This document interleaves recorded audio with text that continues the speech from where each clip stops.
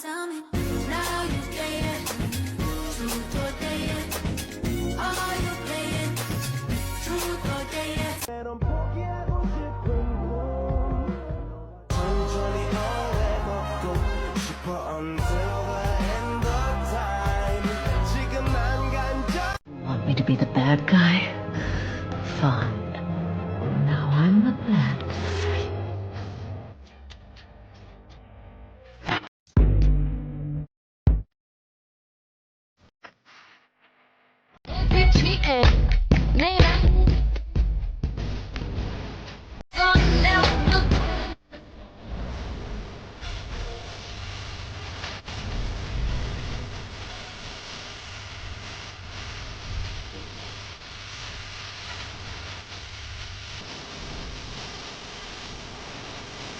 Kayo pa rin ba ni Max, Eliana? Bakit? Nag-away ba kayo? Sakto lang. So, nag-away nga kayo. Oo. Look, I don't want to add some fuel sa fire, pero kasi kaya ako natanong, nakita ko siya kaninang vacant natin. O tapos, may kasama siyang babae, tapos ganun sila. Tapos, yung hands ni girl, nakaklink sa braso ni Max. Niloloko ka ba niya? Sabi niya, there's nothing to be jealous about. So, I guess hindi. Tahimik mo ha, magkaaway pa rin ba tayo? Kung ibubuka ko bibig ko, yes, baka mag-away tayo ulit. Ano na naman? Ano na naman ginawa ko? Tingin nyo na sa isa't isa, alam ba niya na may girlfriend ka? Alam mo pa ba na may girlfriend ka? Clingy? Nakita kayo na isa sa mga kaibigan ko. Ganun daw kayo. Hindi ako yun. Hindi ikaw yan? Ay, Max naman. Sana itago mo man lang yung panloloko mo. Hindi kita niloloko, Eliana. Tsaka normal na sa kanya yung pagiging ganong kaklingi. Ginagawa niya rin naman yung sa iba eh. Akala ko ba hindi ikaw yung nakita ng kaibigan ko? Ano ba? Max, gusto ko lang naman ng assurance. Gusto ko lang naman na may gawin ka para hindi na ako magselos dun sa babaeng yon. Hindi ba pwedeng ikaw yung mag-adjust? What? Walang ginagawang masama sa'yo si Lexi. Ang sabihin mo, nai-insecure ka sa kanya. Wow. Now you're defending her. Ano ba nangyayari sa'yo, ha? Bakit biglang naging ganito ka? Nakakapagod ka na? Nakakapagod na yung pagiging praning mo, nakakapagod na yung pagiging selosa mo. Kaya Eliana, maghiwalay na lang tayo. Nagiging toxic na eh. Nagiging toxic ka na. Simple lang naman yung hinihingi ko sa'yo, Max. Hindi mo pa magawa. Nakaka-disappoint. Ex mo, Eliana. Ex mo na kasama yung pinagselosan mo. Babe. Lexi, una ka na muna. Oh, huwag ka masyado magpakyat ha. Baka mamaya kunin ka niya ulit sa akin. Joke. Sige, dun muna ako ha. I remember you telling me that she's just a friend. A blockmate. She understands me, Eliana. Kaya ako hindi. She doesn't have any flaws. Tapos ako meron? Marami. Normal yung pamilya ni Lexi.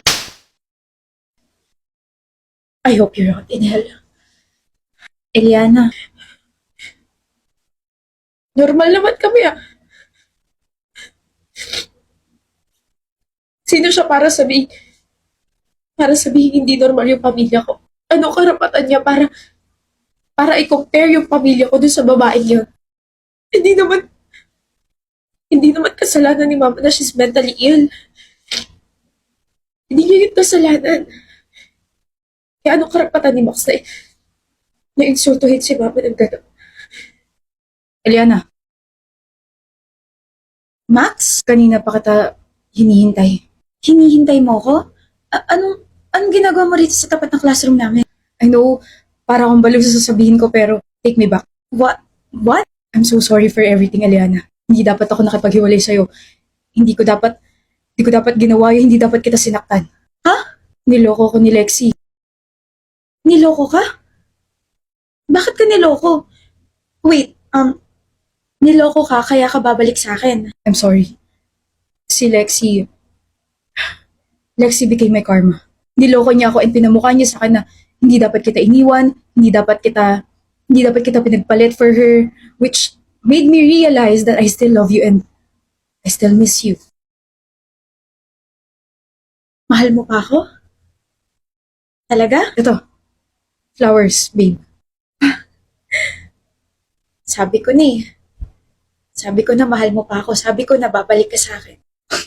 Mahal na mahal. You did the right choice, Max. Hinintay kita like 1 taon na. Thank you ah. You're welcome. Thank you kasi sa'yo na napunta yung kabaliwan na meron ako. Mahal? Miss?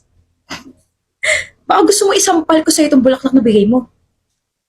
Bobo na lang yung babalik sa'yo, Max. At hindi ako bobo. Troy. Sorry kung medyo na-late ako. Kakatapos lang ng klase ko eh. Okay lang, kakatapos lang din ng klase namin. Ano? Bigyan mo na lang ng peace of mind si Eliana. May bago ka na agad? Pinagpalit mo na ako? Naka-move on ka na agad? Naririnig mo ba yung sinasabi mo, Max? Gusto mo bang ipaalala ko sa'yo kung ano yung mga sinabi at ginawa mo sa akin before? Gusto mo bang ipaalala ko sa'yo kung ano yung mga sinabi mo kay mama? That was my breaking point. Normal kaming pamilya. Ang hindi normal dito, yung utak mong simot na. Kalokohan. Tigilan mo na ako, okay? Masaya na ako eh. Yung cardigan. Nasa akin pa yung bigay mong cardigan. Share mo lang. Don't worry, hindi ko naman babawiin sa'yo yun. Ang dumi-dumi na nun eh. Okay ka lang ba, mahal? Hinawakan ka ba niya? Nadumihan ka ba? Okay lang ako pero kailangan ko yata mag-alcohol. May nahawakan kasi akong bagay na galing dito sa basurang to eh. Tara na. Sana karmahin ka palalo. Hala. Hala. Matchy tayo ng damit. Kaya nga tinanong kita kung ano susuotin mo, di ba? Akala ko tinanong mo lang ako kasi curious ka. Sorry to ask, pero saan tayo pupunta? May curfew kasi ako ng... Ng 8 p.m. Yes, I know. Alam mo? Before kasi kita yayain, nagpaalam muna ako kay Tito sa daddy mo so ay nilatag ko lahat sa kanya ng mga gagawin natin for today. Siyempre, lunch muna tayo. Don't worry, nagpa-reserve na ako. Tapos, magsastroll lang tayo around the mall kasi papababain lang natin yung kinain natin. Tapos, 1:30 to 3:30 p.m. watch a horror movie. Nakabili na ako ng tickets. Wait, horror? May inaabangan kang horror movie 2 months ago. So, ayun na, papanoorin na natin. There's this upcoming horror movie na super inaabangan ko kasi yung bida, super idol ko, tapos the plot, super interesting. Like, pumunta sila sa isang school, tapos kahit anong gawin nila, hindi na sila makalabas sa school na yun. Showing na siya in 2 months kaso ayaw mo naman sa horror movies, kaya so sad. Oh, but I was talking to my best friend that time and you were writing something, so Writing and listening. After the movie, kakain tayo ng snacks or merienda plus ice cream. Then arcade, then 6:30 to 7:30 p.m. will be our dinner. Tapos, hahatid na kita. Tara na. Bakit? Ano yun? Bakit ang dami ng gulay mo tapos sa akin, chicken na may rice lang? Pares lang din naman tayo ng order. Gusto mo ba? No. Ayoko. Sa'yo na lang. Ang galing kasi feeling ko alam nila na ayoko sa gulay. Feeling ko rin. CR lang ako. Hi, excuse me. Yes po, sir. Yeah, I just noticed kasi sa menu na may gulay pala yung in-order namin. May request if yung gulay nung nililigawan ko, ilagay na lang sa plate ko kasi hindi siya mahilig sa ganun eh. Copy, sir. Thank you. Pasensya ka na kila daddy ang daldal. I actually had fun talking to your family. Thank you for welcoming me. Wala yun. Uwi na ako. Steven, gusto ko lang sabihin na nag-enjoy ako. Ako rin. And, more dates to come. Right. More dates to come.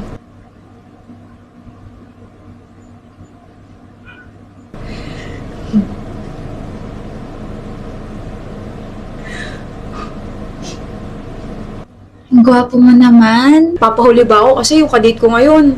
Dati sobrang ganda lang tapos ngayon, lalo pong gumaganda. 7 years and you are still corny. 7 years and I still love you. We would like to order the set 8 please. Tapos yung coleslaw niya, pakilagay na lang sa plate ko or pakiwalay na lang. Tapos, wag lalagyan ng sesame seeds yung kanin niya kasi hindi siya mahilig doon. For the drinks, pares water. Yun lang. Thank you. Gutom ka na? Bakit? Alam mo, Steven, gusto na kitang pakasalan ngayon na. Huh? Anong sinabi ko? Sabi mo, you wanna marry me right now. That was supposed to be like, sa isip ko lang, I'm sorry, love. Hindi kita pinapressure ha. Kalimutan mo na yun. I mean, of course, I wanna marry you, but it's just that kahit 7 taon na tayo, you're still very consistent. From wanting to match my outfits, fetching me, planning our whole day, such as saan tayo kakain, what are we gonna do, and other stuff. Tapos, you can still remember the small details about me. Please don't get mad, Steven. I'm not mad, Alicia. Na-amaze lang ako kasi we're on the same page. I wanna marry you too. Napansin mo ba bakit walang tao dito sa restaurant? Kasi pina-reserve ko to para sa ating dalawa. Kasi ngayon at dito ako magpo-propose sa'yo. Oh. Binili ko tong singsing na to 4 years ago, pero kasi I know you're not yet ready kasi gusto mo munang pag-aralin tsaka patapusin yung isa mong kapatid. Kaya nag-ipon muna ako and here, Dalawang susi? susi ng bahay natin tsaka susi ng pinagawa kong shelter for the stray dogs and cats kasi 'di ba pangarap natin mag-rescue. You're making me cry. My love, may I be your husband? Yes. Of course, I want you to be my husband. Happy 7th anniversary. I love you. We can still try. We've been trying naman. Pero parang palayo tayo ng palayo sa isa't isa eh. I'm sorry if I became distant. Hindi lang naman yun. It's also a me problem. Hindi na rin ako nag-reach out when you were feeling okay. Maybe we outgrew each other. Maybe we got tired of waiting kung sino willing ulit gibain yung pader na nasa pagitan natin. Christoph, hindi na natin maramdaman yung isa't isa. And you know that. Jamela, I really love you, Christopher. I really do. Mahal din kita. Pero hindi na sapat yung pagmamahal na meron tayo kasi we both chose to turn our backs on each other. I'm sorry if we ended like this. Sorry rin. We broke up because we forgot how to love each other. Sayang kayo. You just have to accept na some people come into your life to teach you something and not to stay forever.